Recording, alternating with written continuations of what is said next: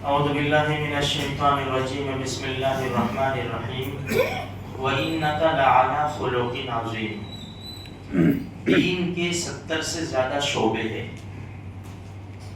عبادات ہے، اخلاق ہے، معاملات ہے، معاشرت ہے، یہ ساری چیزیں۔ عبادات کچھ نہ کچھ درجے میں پائی جاتی ہے، قرآن کریم کی تلاوت کرنے والے بھی ہیں الحمدللہ، لیکن جس شعبے سے دین پھیلا ہے، اخلاق، وہ ہمارے اندر بہت کم ہے، کیونکہ ہمارے اخلاق پتہ کہاں چلتے ہیں؟ گھر میں، باہر کسٹمر کے ساتھ ہماری زبان بڑی میٹھی، دوستوں کے ساتھ بڑی اچھی بات کرتے ہیں، لیکن اخلاق سب سے پہلے گھر سے شروع ہوتے ہیں۔ اسی لیے اللہ کے رسول نے کیا فرمایا؟ خیرکم خیرکم لأہلہ وانا خیرکم لأہلی۔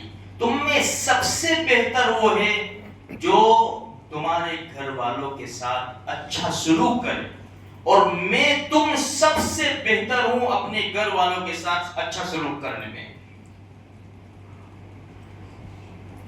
اخلاق بہت بڑی چیز ہے۔ دیکھو حضرت انس رضی اللہ تعالیٰ عنہ فرماتے ہیں، میں نے اللہ کے رسول سے 10 سال خدمت کی۔ بات وہ چھوٹی ہے، وہ چھوٹی ہے، 10 سال میں نے اللہ کے رسول کی خدمت کی۔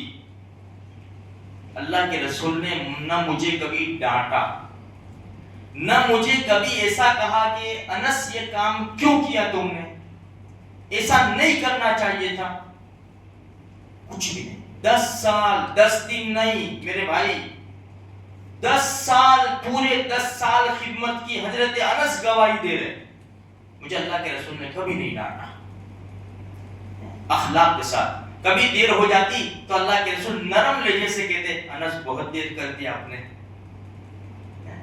اور ہمارے معاشرے میں باپ اپنے بیٹے کو گالی دیتا ہے، اور گالی بھی کسی دیتا ہے؟ بہن کی۔ اس کو سمجھ میں نہیں آتا، میں جو گالی دے رہا ہوں بہن کی، اس کی بہن کی، وہ تو میری بیٹی ہے۔ اس کی ماں کی گالی دے رہا ہوں، وہ تو میری بیوی ہے۔ انسان کو سمجھ میں نہیں، بس بے فام بولتا چلا جا رہا ہے، اور باہر دیکھو تو بڑی میٹھی زبان ہے، کتنا اچھا آدمی ہے۔ دوسری حدیث سنیں، اللہ کے رسول کے اخلاق دیکھیں۔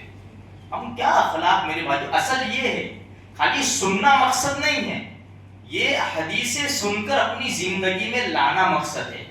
خود حضرت انس رضی اللہ تعالیٰ عنہ فرماتے ہیں، میں اللہ کے رسول کے ساتھ چل رہا تھا، ہمارے نبی نے نجران کی موٹے کنارے کی چادر پہنی ہوئی تھی۔ نجران میں، یمن کا ایک شہر نجران، وہاں چادریں بہترین بنتی تھی۔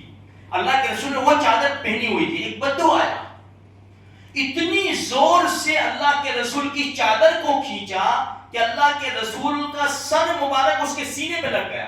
بھئی کسی کو یوں کھینچو تو یہاں تک کھینچا، اور پھر کہنے کیا لگا، اے محمد صلی اللہ علیہ وسلم، اللہ نے جو تم کو دیا ہے نا مال، یعنی مال غنیمت، جو بھی صدقہ خیرات مسلمانوں کے دینے کے لیے، اللہ نے جو تم کو مال دیا ہے نا، تمہارے آدمی کو حکم دو کہ میرے کو دے دے۔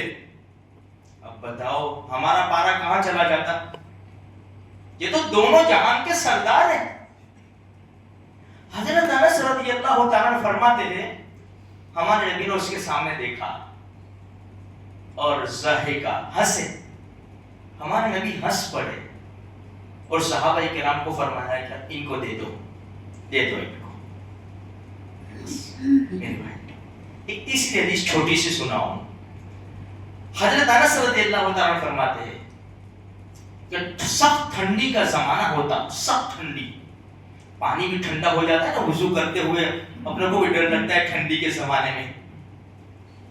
صبح فجر کی نماز کے بعد مدینہ منورہ کے بعض گھر والے جو بیمار ہوتے، وہ اپنے غلام باندیوں کو برتن میں پانی لے کر بھیج دیتے۔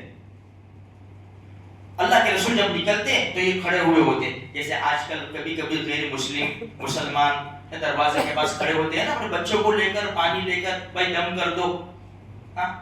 تو اللہ کے رسول نکلتے تو ہمارے نبی اپنی پیاری مبارک انگلیاں پانی میں ڈالتے۔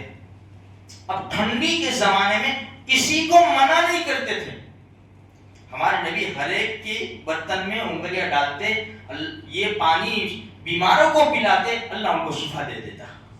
تو یہ ہمارے نبی کے اخلاق ہے جو ہمیں اپنی زندگی میں لانے کی ضرورت ہے میرے بھائیوں. اور ہمارے اخلاق شروع ہوں گے گھر سے. بیوی بچے ہیں, ماں باپ ہے, بھائی بہن ہیں. ہم گھر سے اچھا سلوک کریں گے نا تو بات تو ہم کرتے ہی کرتے ہیں میرے بھائیوں. اسی لیے قرآن کریم نے ہمارے نبی کے اخلاق کی قسم کھائی ہے, وَإِنَّكَ لَعَلَىٰ خُلُقٍ عَظِيمٍ. نبی جی شاباش, آپ کے اخلاق بڑے بلند و بالا ہے. اللہ کرے اللہ کے رسول کے اخلاق کے کچھ چھینٹے ہماری زندگیوں میں آ جاوے تاکہ ہماری دنیا بھی سنور جاوے, آخرت بھی سنور جاوے اور ہم سکون کے ساتھ زندگی گزار سکے. اللہ اس کے فیصلے فرمائے. آمین.